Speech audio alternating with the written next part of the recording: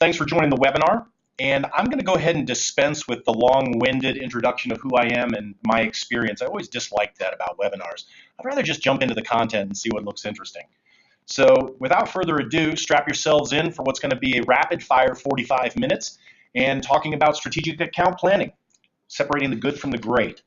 So if you look at, in general, and take all of your accounts and put them in an Excel spreadsheet, right, with their name and the amount of revenue they generate every year, and then sort it by largest to smallest, and then graph it, it might look something like this. And so this is from one of our existing customers. The names have been changed to protect the innocent. But what this points out is the number one customer here, Johnson & Johnson, generates $65 million a year in revenue for this particular partner of ours. And if you scroll down to the number 25 customer, they generate about $5 million a year in annual revenue. What this points out is at the top of the pyramid, your biggest customers, they generate an enormous amount of revenue. They're crucial to your future success.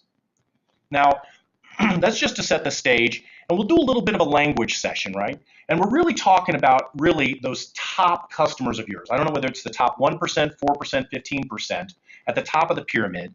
And I'm not really particular about whether you call them a strategic account or a global account or a named account or what the name is, right?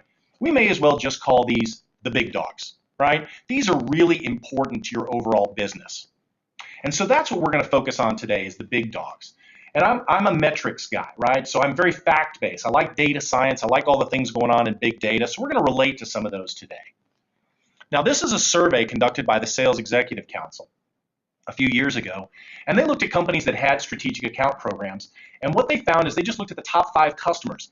And just like that first graph I showed you, this is some real truth across a number of companies, a couple hundred companies, to back up the fact that those biggest customers generate a disproportionate amount of your revenue and your profitability. It's the Pareto rule, right? It's that top 20% of your customers can generate 60, 70, 80, 90% of your revenues. And so you get a segmentation that looks like this. And for us, the strategic or the key account planning is really about those top most important customers, either really important today or really important in the future, right? For instance, if you have a toehold in Citibank or in General Electric, right, or Philips Electronics, right, you could have a toehold in a major global corporation, and they're not strategic today, but there is the potential down the road that they could have a huge impact. What we're not going to focus on is the bottom 80% of your customers, right? We're going to focus on the big stuff. So that's our language lesson and our perspective for today's webinar. And it is a webinar, by the way, which is revenue-focused webinars. And so here's my agenda, right? And this is the first thing that we're going to focus on. And why should I bother doing this account planning stuff? I hear this all the time. It's just too hard. So that's the first thing. Let's jump into what does that mean? What's the value of doing really good strategic account planning and engaging strategically with our most important customers? Well, first, we start off with the good news, and then you know what follows the good news is the not so good news. But in terms of the good news, if you look at Forrester Research and a survey that they did, what's one of the best things that you get out of having a trusted advisor or a strategic relationship with one of your customers? Number one at the top, right? And this is actually from the supplier or the customer's perspective, right? This is not the vendor. This is not the account manager saying this. This is the customer saying this. Is if we perceive you, Mr. Partner, as a strategic provider of ours, we're going to give you more and frequent access to our senior executives. Okay? Well, that's good news because that turns in, that more frequent senior executive access turns into revenue. And not just revenue, but revenue growth. So there's an organization called the Strategic Account Management Association. Every 2 years, they do a survey of their constituency. And one of the things that they look at is the year-over-year revenue growth rate of strategic accounts versus the non-strategic or the commercial accounts. And every year they've recorded this survey, there's been a big difference between the two. Even back in the depths of the recession, back in '09, right, there was a huge difference on a percentage basis in the year-over-year growth rate of strategic accounts versus other accounts. And even today, now that we're coming out of the recession, it's still a big impact. And so think about it this way. Not only do those strategic accounts throw off an enormous amount of revenue, they're the biggest chunk of your pie, but that piece of the pie is actually growing faster than the other parts of your pie. Okay, well, that sounds pretty promising. But let's take a look at this and say, okay, I always like to look at things from the vendor or from the customer's perspective, rather. And so if we go talk to our customers, and this is a Forrester research survey, and we ask customers, how many strategic vendors or strategic partners do you have? It turns out, according to them, that basically 81% of companies have 20 or less strategic partners or strategic vendors. That's really an interesting metric in my mind. So 20 total, not 20% of the vendors, but number 20 vendors. So if you look at a major corporation, how many vendors do they have? They have thousands of vendors, but only 20 of them or less are considered strategic. Well, we talked about the good news. Now, of course, we're going to talk about the not so good news. So let's flip this around. If I go out and talk to our account managers, right? And so this is another research piece by Forrester, where let's say look at our account managers and ask them what percentage of your customers, if we ask them, would say that, we're a strategic partner to our customers. And the account managers are very optimistic. 61% of account managers say between a half and almost all of their customers perceive them as strategic, right? 17% of account managers say all of our customers perceive us as strategic. Now, this on the surface doesn't quite strike me as true, right? Especially when we look at some of the numbers. And this is from one of my favorite metrics companies, CSO Insights, and their sales performance survey of 1,500 global companies. If all of these companies perceive us as strategic, why do we have such a hard time, and why do we need improvement in effectively cross-selling and upselling to our existing customers? Why do we need improvement in farming new business? Why do we need help in improving the number of new products, introducing new products? Why do we have so many challenges? And frankly, if we correlate that information, right? If we go talk to the customers and say, okay, looking back at your suppliers, how do you categorize your suppliers? Vendor, preferred supplier, solutions consultant, strategic contributor, all the way up to the top of the pyramid, a trusted partner or a trusted advisor, right? What we notice is there's a correlation to how your customer perceives you and your win rate and the percentage of account managers making quota.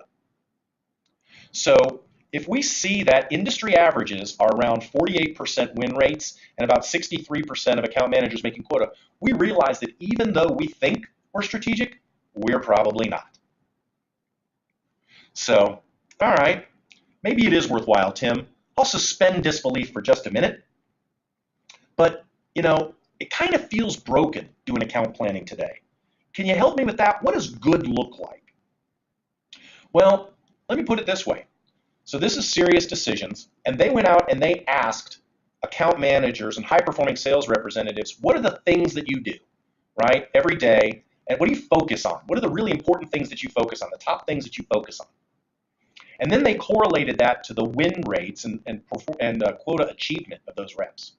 And what they found is there's a huge difference, is that high-performing account executives, sales representatives, have account planning, have a regular focus on that, whereas a far fewer percentage of the poor performers. So if you're one of those people out there who say, I do it regularly, you're much more likely to be a top performer.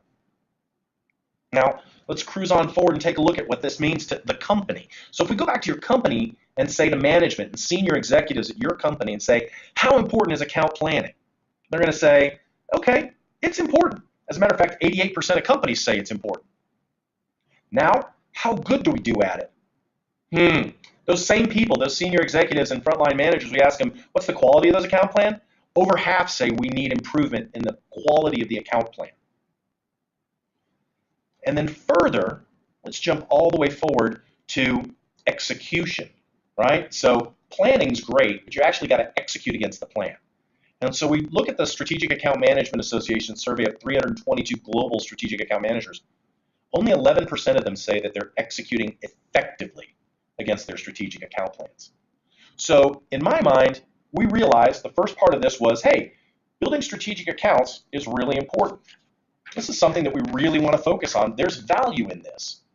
But it turns out we don't plan very well, and then once we plan, we don't seem to execute very well. Well, all right, Tim, what happens if we do this well, right? So it's not everybody's having challenges with account planning, but a lot of us are. What happens if we do account planning well? Well, it turns out there's some pretty good things that occur. So if we don't do such a great job at account planning In general, our company has a really hard time achieving our total corporate revenue targets. So for companies that say they do a poor job at account planning, 84.4% say, hey, we didn't make our number, or 84.4% made their number. But it jumps all the way up to 99% of companies made their number if they do a good job at account planning. Okay, well, that's really cool. And that's borne out by the underlying win rates of opportunities underneath, right? If we do a poor job at account planning, about 43%, but about 17 percentage points higher, 17 and a half percentage points higher win rate if we do a good job at account planning. You're saying to me, okay, Tim, I feel the religion coming on. I feel like I really should be doing some of this key account planning. I really should be doing strategic account planning. But man, it's really hard and it feels really broken in our organization. Okay, let's talk a little bit about why it's broken, and then we'll talk about how do we fix it, and then we'll talk about, the really good things, right? The great stuff the money that's gonna fall from the sky when we do it right. So, stepping forward, what are some of the things that are wrong with account planning? First off, it's the management view of account planning is a bit of a problem. My boss is there yelling at me just before our quarterly business review, going, where the heck is your account plan? I want you to get your account plan done because next week we're having the quarterly business review and we're going to review your account plan, so get it done and get it over to me. All right? That doesn't feel great.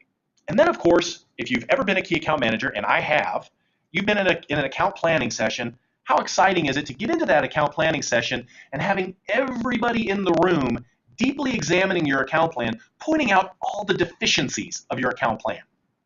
That's fabulous. And so first I got yelled at to get it done, and then I'm told that I'm not doing a great job of it when we're during the account planning session. And then we get to the end of the account planning session, and everybody's filing out. They're packing up all their folders. We've got the room filled with flip charts, and we've made all kinds of notes. Boss looks at me, gives me the big thumbs up, and says, okay, get her done, Tim. Go get that $5 million, or whatever the case may be. And so this is one of the fundamental pitfalls, is that management view of account planning, is we really need to make management more part of the account planning process, as opposed to making this, more of a judgmental exercise and a tick-the-box activity, as my friends in the UK would say. All right, so what's one of the other things that's wrong with account planning? So this is an account plan in Microsoft PowerPoint. Now, as preparation for this particular webinar, I looked at 30 or 40 different account plans. I was doing some research into what are the common things that I see in every single account plan. And the two most common ways that I see people doing account plan is Microsoft PowerPoint and Microsoft Excel. And the third most common way is Microsoft Word. And I gotta say, all of those are a recipe for disaster because they're all make work, right? They're not integrated with your CRM. So here I am, I'm doing a huge amount of duplicate data entry, right?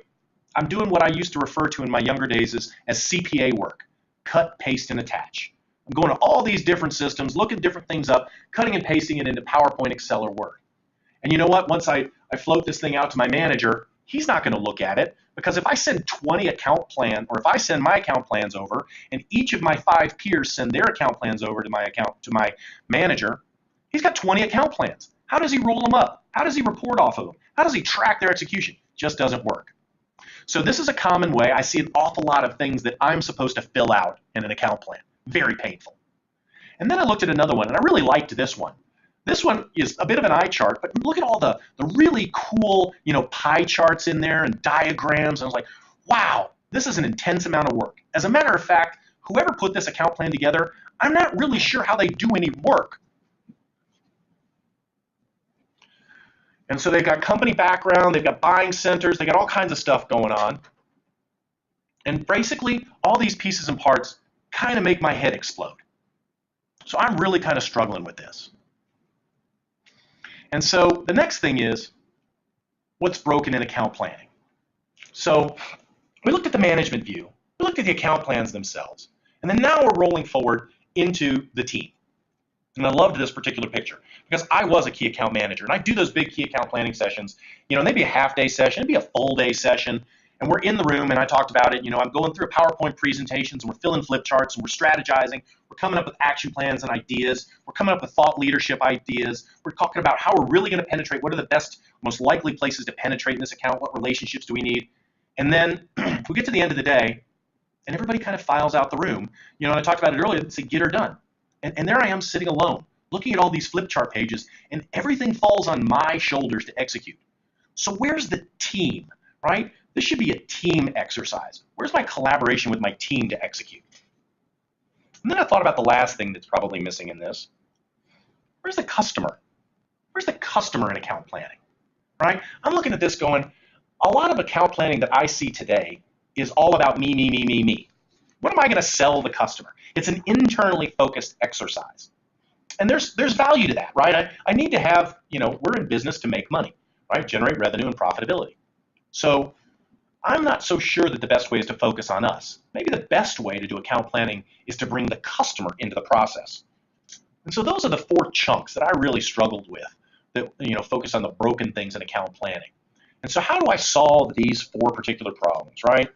And so that's the next bit that we're going to roll into is how do we actually move forward and fix these 4 things and make it easier for our teams to do effective account planning and execute those particular account plans. And makes them not just good, but maybe even great. Suspend disbelief with me, if you will. So I'm going to go back to our fine friends at the Strategic Account Management Association. Took a look at their key trends report. We said, okay, according to them, what are the top 4 things that are most highly correlated to profitability in strategic accounts? Because strategic accounts that throw off a lot of revenue are great, but if you don't make any money off of them, they're somewhat problematic. So the things that are really highly correlated are developing, implementing, and collaborating with the customers around the account plans. Aha, this makes a lot of sense to me. And then the other thing is creating value for those customers, right? So actually delivering value to the customer.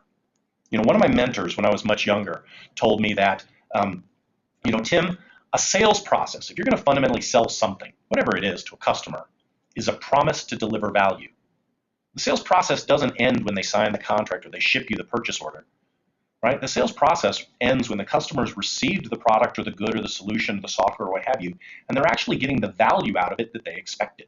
Nobody buys a supply chain management system just because it's got cool colors and flashing, lights, right? They buy it to drive efficiencies in their supply chain. And so those are the 4 things that correlate most clearly. So let's take a look at, those elements there and see what it is that we need. And we're going to look at 2 different dimensions of the account planning elements, right? We're going to look at the process perspective, and we're going to look at the plan itself.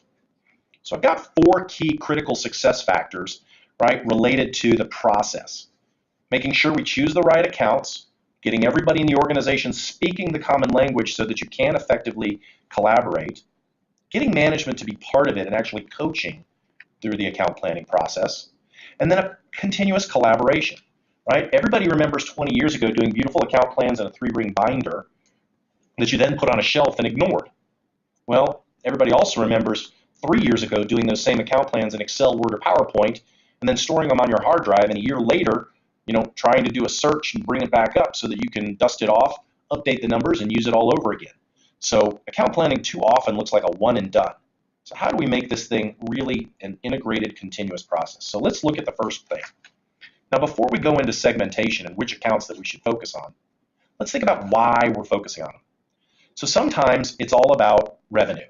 It's how do we grow revenue? And I talked early on that you should be getting higher revenue growth rates from your strategic accounts than from your commercial accounts.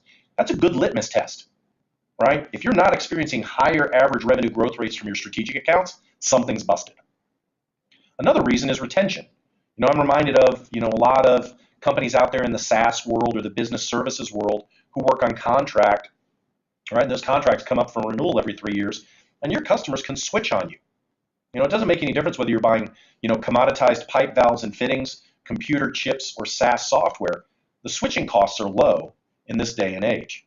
So maybe you want to retain those customers. Maybe that's really what it is. We have, I recall the story of one of our customers where they were totally blindsided by a customer that amounted to 5% of their annual revenue left, and they had no clue. And so it's all about driving loyalty and retention. And I use the word loyalty specifically. Satisfied customers leave all the time. Loyal customers stick with you. Could be part of vertical penetration, right? Maybe you're moving into a new vertical and there's a specific company that if you acquire that customer, right, they're highly regarded. So if you're in the medical equipment or the pharmaceutical world and you acquire Roche Pharmaceutical, right, as a customer, people look up to them. They do a really good job. Really smart Swiss company. So a lot of times you get a champion or a key account in a new vertical that trickles down into a lot of additional customers in that particular space. Or it could be a survival thing around competitive differentiation. So think about why you are doing this and begin with the end in mind. Stephen Covey's quote there is a brilliant quote, right? But frankly, I'd have given him the $24.95 for the book if he'd just given me one sheet with all the 7 habits on it. I didn't really want to read the 250 pages of stories, but maybe that's just me. But I do believe in that quote, begin with the end in mind. Thank you, Stephen Covey. So let's talk about a not so great way, right? We showed this early on. These are our top customers, our biggest customers. Clearly, they should be our strategic accounts. Well, maybe if we're looking for revenue growth, Johnson & Johnson, we may be tapped out. We may be getting 100% of their wallet share. Or, maybe it's, we need growth. There's a huge opportunity halfway down at AstraZeneca or Unilever. Maybe they should be the strategic account. So it's not necessarily the biggest customers that are the best. So I'm going to jump over and say, maybe this is the not so great way to segment my accounts. But Tim, you say, what is the best way? And of course, I've got an answer for you. And that is going back to my fine friends at the Strategic Account Management Association. They looked at what are the attributes or metrics or the characteristics of really good strategic accounts. And they applied some good data science to this.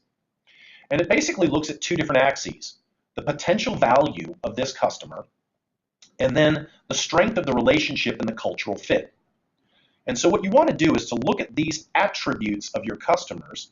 And this is not a one-size-fits-all. So this is a great starting point, and these are great commonalities that are correlated to revenue growth, but these are not the only things you should consider, right? So remember Tim's favorite caveat: one size does not fit all. So let's segment our accounts based on these criteria: potential value and relationship and fit. And let's assign a score for each of those 3 different attributes on those 2 axes. And what we're going to find out is our very best targets are the companies that sit up there in the upper right-hand quadrant. Now, there are companies out there, right, in the upper left. Wow, I look at those and I go, man, I'm hungry. Those guys have a lot of potential value, but we don't have the right relationships. Or maybe there's not a cultural fit, right? So, I'm reminded of the story that everybody probably has heard, Walmart back in the 80s was all about cost. If you were the low-cost provider, you could do business with Walmart. And Walmart did enormous volumes, but you had to be the low-cost provider. So is there a good fit if you're the quality provider, the highest quality provider, or you're the most custom provider, or you're about customer and service intimacy? Those are not necessarily a cultural fit with Walmart of the 1980s. So let's focus on where we got good cultural fit and good value, and using those attributes and criteria on the right. Next. This is one of my other mentors, one of the very favorite things that he said, Tim, if you don't know where you're going, any road will get you there. And so where are we going? What's our process for execution with this particular customer? And do we have a team-based process that gets rid of this one-and-done philosophy? And so what you want is a process map, right? Or just a list of key things that you want to do with your customer, right? So the very first set of steps that you're going to go through is you're going to build your account plan. And there's some key activities you're going to do there. You're going to build the account team, figure out how we're going to approach, map out the relationship, and then you're going to roll into the next stage, which is collaborate with the customer. All right, I'm going to harp over and over again about collaborate with the customer. That's the biggest thing missing from account planning. It's why people hate doing account planning. It's a solo activity I do in a closet, right, as opposed to something I do with the customer. So get out there and collaborate. Frankly, your customers prefer you to do things with them than to them. And then execute. Have periodic roadmap meetings with your customer. How are we tracking, Mr. and Mrs. Customer? Are we achieving the goals and the values that you're perceiving, that you're looking for? We want to do quarterly business reviews. And then make sure that we've got a manager level in here. Managers are approving this. Our managers are involved. And we're doing both internal and external quarterly business reviews. Those are crucial things in this particular process. And then collaborate. So this data that you're looking at on the screen, IBM for the last 17 years has interviewed CEOs and C-level executives, talking about what's going on in the future, where do they see opportunity, how are they capturing those opportunities, and where are they investing. And it's a fabulous report, and it's available out there on the internet. I heartily encourage anybody who's interested in what CEOs around the world are saying to look at it. And if you email me after this particular webinar, I'll tell you how to get a copy. I'll point you to the link. But what they did is they looked at things like, for CEOs that raise their hand and say collaboration is a top priority, those people, we see a huge difference in revenue, right? So 60% of the companies of companies who are top performers, their CEO raised their hand and said collaboration is a top priority. Whereas far fewer number of companies that are underperformers, under average performance, raise their hand and say that's a big priority. And not only that, if you look over to the right, C-level executives are planning to collaborate more and more with their partners, with their customers, with their supply chain, with their business partners. Collaboration is the key. You're going to see continued growth in collaboration because due to the rapid growth of the internet and homogenization around the world, innovation is really where most growth comes from. And innovation comes from effectively collaborating with your customers and your business partners. So C-level executives say, we're going to collaborate more and more so that the trend is moving in that direction. And here's a couple of quotes out of that. So I love these quotes, right? A CEO of one of the big four consulting organizations said, you have to marry with your customers and share experiences, good, bad, to gain trust. And then Paul Graham, CEO of DHL Supply Chain, says, in the next few years, we want to build deep strategic relationships with our customers, right? This is a common theme. So you're going to see more and more companies looking to, at the top, say that we want to collaborate and then drive initiatives across their organizations to better collaborate. And then let's talk about internal collaboration, right? Because remember that poor lonely guy in that picture that was Tim after the account planning session, all morose, looking at all the work I've got to do and nobody to help me? So let's talk about internal team-based collaboration, right? So if you go to the Strategic Account Management Association and ask, the global strategic account manager audience, what are the top barriers that you have to developing your strategic accounts? These are the top 7 challenges that they say they face, the top 7. And with the exception of that one item there, too much focus on short-term results, I would classify all the rest of these as internal collaboration. We can knock down a lot of those silos and executive level barriers and gain better alignment across business units and then up and down the management structure in our organization if we better collaborate internally. So I'm looking for an account plan that helps me collaborate not just with our customers, but also internally. And then there's one more. There's a group in most companies that's got a lot of money and resources. And if you ask the chief marketing officer, they will uniformly deny what I just said. But if you're in sales, you know that they've got money and they've got people. And wouldn't it be really great if some of the really amazing things around account planning, and not just account planning, but account execution, if we in account management did a better job collaborating with marketing? They've got the messaging. They've got the campaigns. They've got the data and the insights into the customers and the customer segments and the challenges that our customers are facing. And then from a planning perspective, that's great information. But then think about an execution perspective. Think about building an account plan with marketing where they're looking at your in-flight opportunities and they're nurturing those with, building some reputation and some brand recognition around those opportunities. And what if they're trying to knock down some doors for you in other business units or with other executives or buying centers where you're not yet engaged, and they're trying to open those doors with some value messages? Wouldn't that be a great partner to have? And so that's one of the big areas where I encourage you to better engage, is bring marketing into this process. And so that brings me to the end of the first half of what we need from the process perspective. All right, everybody, 34 minutes in and we're in the final stretch. I promised 45 minutes, and I'm going to hold myself to that promise. So what goes in the plan, right? What do we weed that account plan down to so that people, can effectively execute? Here's one of the big challenges. I had a company come to us, and one of the things our product does is, we don't believe in one size fits all, and Revigy has the ability to tailor our account plans to suit the needs of different companies. And I had a company come to us and say, we've got a 50-page account plan. Can you automate that inside Salesforce.com for us? And I said, absolutely we can. And I can guarantee something else.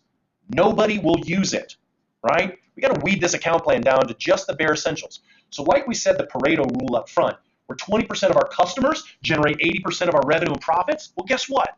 20% of our account plan generates the most effective elements. And so let's focus on what are the elements of the account plan that really should be crucial and included in everybody's account plan.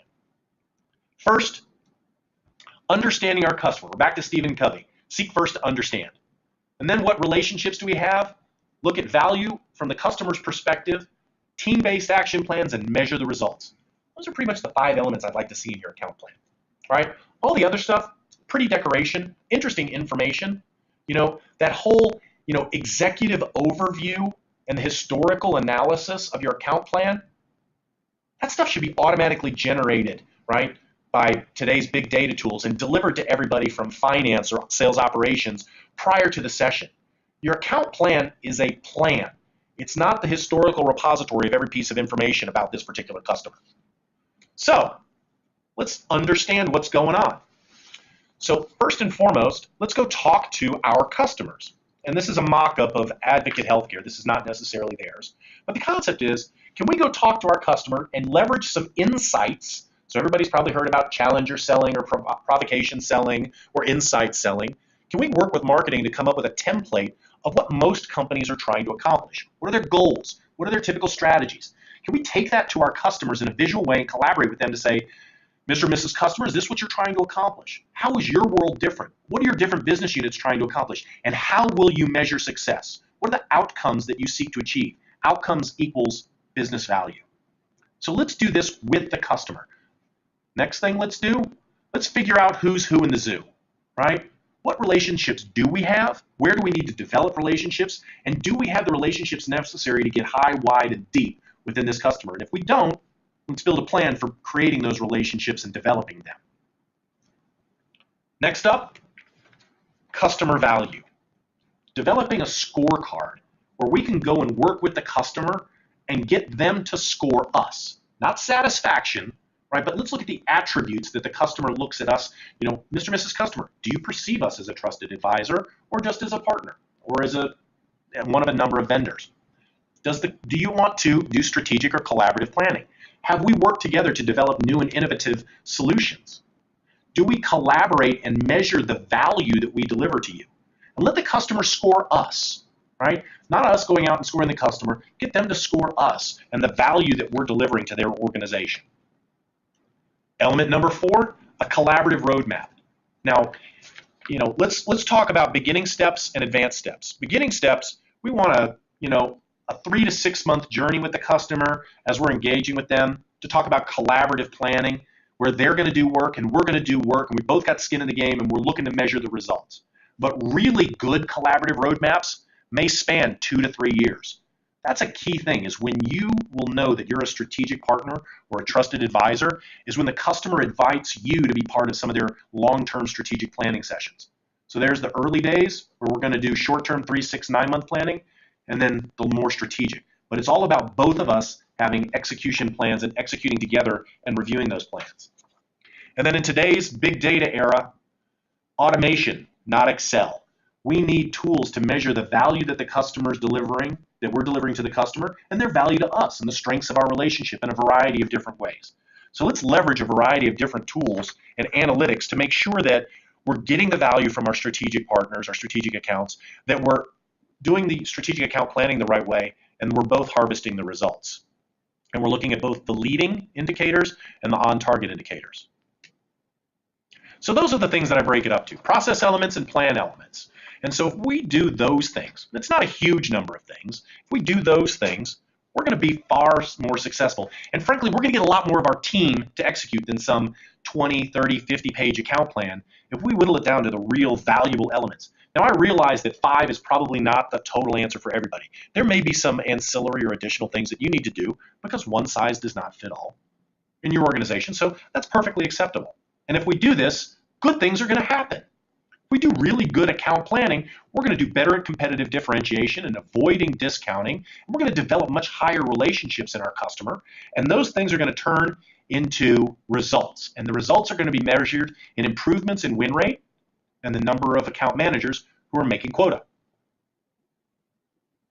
And so at 41 minutes into this particular presentation, those are the things that drive our strategic account planning difference between good and great, right? Is really getting the teams to execute around those account plans, around the things that are absolutely crucial, and then collaborating both internally and externally to make sure that we've got a value-centric account plan that's measurable and we're executing with to the customer. So Michelle, at this point, I'm going to ask you to reach out to everybody and ask if there's any questions out there. And you can submit questions, right, through the little chat window in the bottom. And so, Michelle, have we got any questions? We do have some questions. Thanks for that great presentation, Tim. Somebody asked if these slides will be available. Yes, we are going to send an email out within the next few days with the full presentation. So look out for an email with that. We have also said, somebody asked how they approve account planning if all of their sales reps have their own method of selling. Oh, that's going to be a tough one. You know, that was one of the first things that I touched on is in a process perspective is having a common language and a common process. If everybody's doing the account plans that they brought from the last company that they were at or their favorite account plan version, there's really no way to gain consistent execution. And I applaud people who want to do that, but we've got a huge risk in those organizations because there's no way to gain that holistic vision, right, of what's working and what's not working across the strategic account teams. And it's really hard for your supporting elements, right? It's hard for the marketing people. It's hard for the services people. It's hard for the pre-sales and the subject matter experts to collaborate with you if you don't have a standardized method and language around key account planning. You know, it becomes the Tower of Babel and you spend 15 minutes of a conversation trying to figure out what these words mean. And I'm saying one thing and you're saying something else and it just doesn't fly. All right, Michelle, I think we've got time for one more question. What else? One more. Okay. Somebody wanted to know if you had any advice on how to make the transition from account planning to being a one-time annual process to a more continual process. Yeah, that's a great question, Michelle. I mean, that's one and done account planning is one of the biggest plagues in our industry. It's one of those huge problems that we all face. And so automation is one of the big keys, right? You've got to move out of account planning in what I call electronic paper. You've got to move out of Excel, PowerPoint, Word. You've got to have a real account planning tool that's tightly integrated with your CRM, Salesforce automation. And that thing has to be workflow driven. It's got to be process centric so that we're looking at, turning our account managers into the coach or the quarterback of the team.